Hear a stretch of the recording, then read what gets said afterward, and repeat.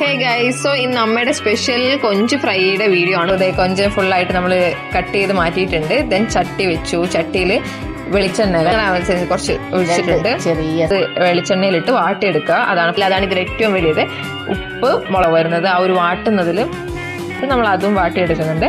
ഈ വന്ന തക്കാളിയിലേക്ക് നമ്മൾ ഓൾറെഡി അപ്പം തന്നെ ഉണ്ടാക്കി വെച്ച ഇഞ്ചി ചതച്ചതും വെളുത്തുള്ളി ചതച്ചതും പേസ്റ്റ് അല്ല, നമ്മൾ ചതച്ചതാണ് ചെറിയ മസാലപ്പൊടികൾ. മസാലയല്ല, പൊടികൾ. മഞ്ഞൾ ഒരു സ്പൂൺ മഞ്ഞള്, ഒരു 4 സ്പൂൺ മുളക്, കാശ്മീരി മുളകാണ് ഇടുന്നത്. അതാണ് 4 സ്പൂൺ ഇടുന്നത്.